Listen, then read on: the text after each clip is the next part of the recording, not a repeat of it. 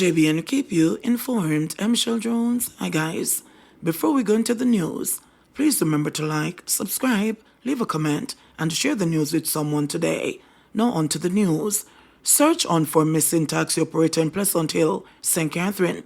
There's a desperate search in Pleasant Hill, Segovlin, St. Catherine, for a taxi operator who has been missing since Friday night. Foul play suspected in the disappearance of Russian Wilkins after the burnt remains of the car he was driving were found in a section of the community on Saturday night. The car is owned by another taxi operator. A shoe and money were found near to the scene. Dozens of taxi operators from the Bog Walk and the Linstead Taxi Association, armed with machetes, have been searching the bushes in Pleasant Hill to find their colleague who operates on the Yorton to Linstead route. President of the Taxi Association, Michelle Taff, says information received is that Wilkins was chartered to transport passengers to the airport on Friday. And we have never heard or seen him again. We are now probing the areas. We have about over 30 operators here with me, and we are hoping that we will come out successfully. If we don't find him today, we plan to come back Wednesday in full force. Retired taxi operator Omar Bailey was joining the search for Wilkins, is encouraging taxi operators to install tracking devices and cameras on their vehicles. He believes that safeguarding taxi operators and passengers outweigh concerns about infringement of privacy. I would even say give more operators licensed firearms so we can be able to combat hoodlums like these, because it's a very risky job. We have lost a lot of operators in Lindsay Division in criminal elements. And then, tracking device, do you think it's very important it to put is tracking? Very, and I say this, and I'm glad I get the opportunity to use the media-wise. I'm saying to operators and people who are coming in the sector, in the business, install tracking device. Most drivers does not like it because they feel like boss is watching them, but it's for our safety. The incident comes on the heels of last week's gun attack in the town of Linstead, which left a taxi operator dead and several passengers wounded. 39-year-old vendor fatally shot in Kingston. A 39-year-old vendor was shot and killed by several unknown assailants on Bond Street in Kingston on Sunday. That is Leroy O'Sullivan of Tulip Lane, Kingston 14. Reports are that about 6 a.m., O'Sullivan was standing at his cart on Bond Street when a car drove up and several men alighted with handguns. The men opened gunfire at him, hitting him all over his upper body before speeding off in the motor vehicle. Lawmen were alerted to the scene, and O'Sullivan was transported to hospital where he was pronounced dead on arrival. Investigations are ongoing.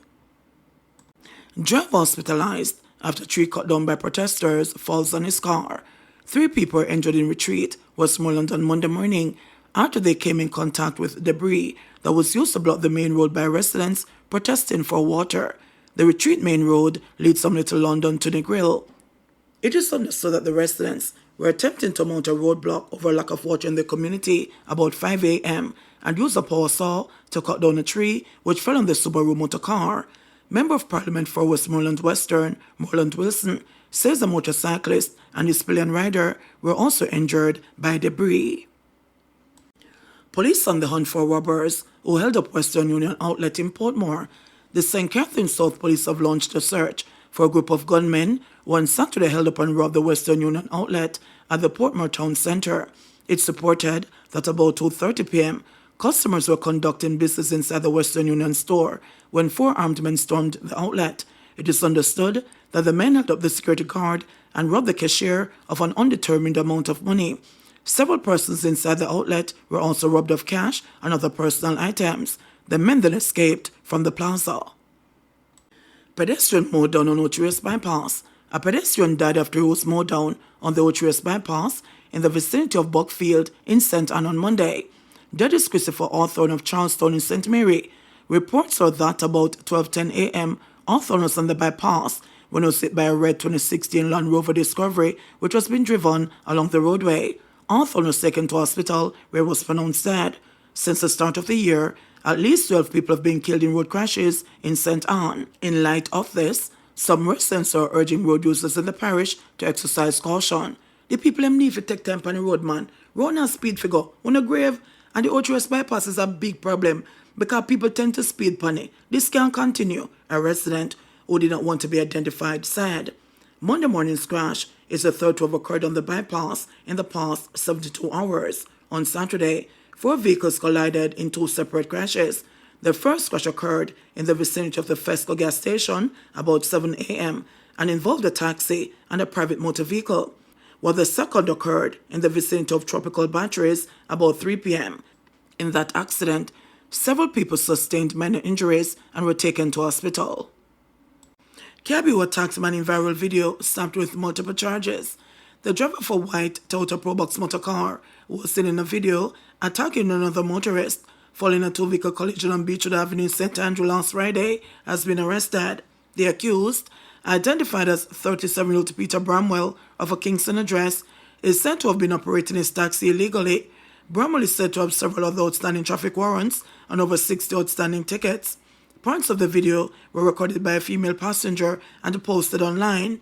The video went viral on the weekend. In the video, the Probox driver, armed with a car jack, used his hand to repeatedly bang the Mitsubishi Pajero, instructing the driver to come out of that vehicle. He then went berserk, using the jack to break the window on the driver's side of the Pajero. He then went back to the Probox, fetched what appeared to be a knife, and returned to the Pajero. He then smashed the remaining portion of the driver's window and appeared to stab repeatedly at the driver. The Pajero driver was forced to escape the vehicle through the passenger door. The driver of the Probox then ran back to the vehicle, where this time he appeared to fetch a machete. A man in a helmet and with a knapsack on his back tried to restrain the Probox driver, who appeared dead set on harming the driver of the Pajero. Other onlookers appealed to him for calm as they tried to de-escalate the situation. Head of the Public Safety and the Traffic Enforcement Branch, Assistant Commissioner of Police Gary McKenzie, says they have found 4 traffic warrants for Bramwell, including operating motor vehicle without a road license, no motor vehicle insurance coverage, failing to obey police command, and obstructed registration plate. On or about 6 p.m. on April 26th, 2024, the police were alerted to an incident that occurred along Halfway Tree Road in the vicinity of the National Baking Company. What we gather is that there was a motor vehicle crash between a Toyota Probox motor car and a Pajero motor car. As a result of that crash, the driver of the Toyota Probox motor car became enraged and sought to attack the driver of the Pajero motor car. What the driver of the Probox motor car did was to use an object to hit out the driver door glass of the Pajero motor car. The driver, in an effort to avoid being hurt, had to disembark his vehicle through the passenger front door. Other persons who were on the scene intervened and eventually caused the driver of the Probox motor car, who by then had gone on to arm himself with a machete, to calm down. The police were alerted about the incident, and as a result of that, the driver of the Toyota Probox motor car, Mr. Peter Bramwell, 37 years old, who is an illegal taxi operator of a Kingston address, was taken into custody. He is facing several charges to include disorderly conduct, malicious destruction of property, and assault OB-arm.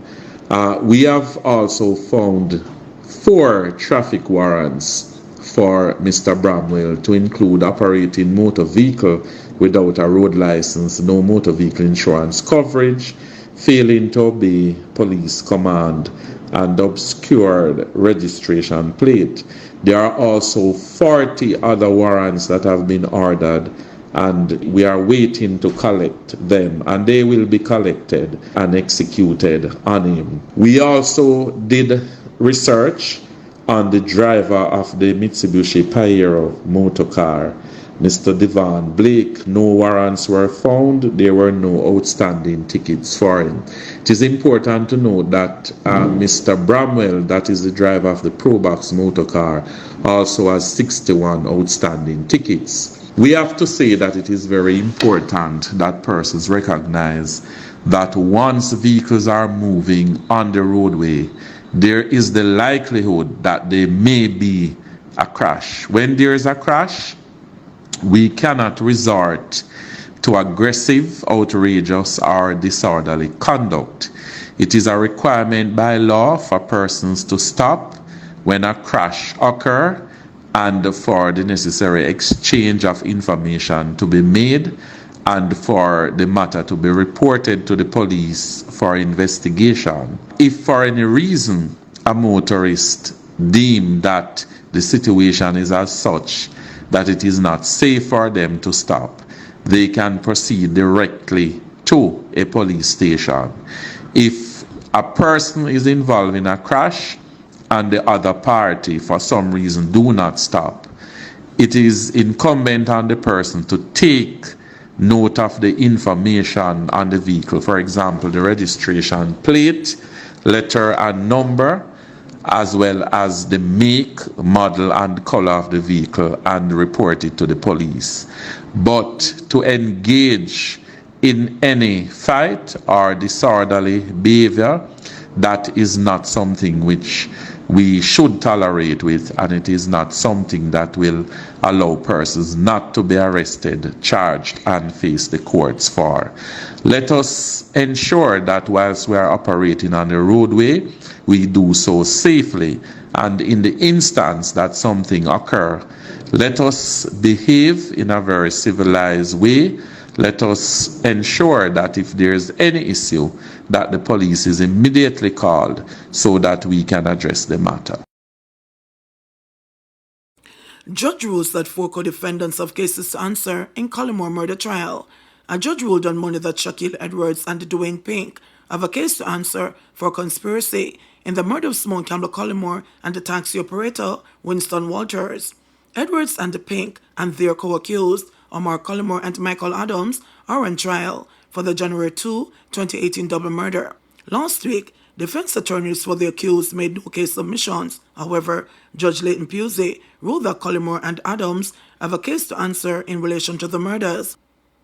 Campbell Cullimore and Walters were reportedly murdered by 2 men who hopped from the back of motorcycles before pumping bullets into Walters' motor vehicle, killing the 2 occupants. It is alleged that the 4 men conspired or helped to plan the murder of Campbell Cullimore on the instructions of her husband, Omar Cullimore. It was also alleged that the price tag that was placed on Campbell Cullimore's head was $2 million. The actual shooters in the double murder were Wade Blackwood, a prosecution witness, who is now serving time for the crime, and a man who goes by the name Jim Brown. Jim Brown was said to have been a community enforcer from Brook Valley, St. Andrew. He was killed during a confrontation with police. JBN will keep you informed. Please remember to subscribe, like, share, leave us a comment, and click the notification bell to receive our daily news items.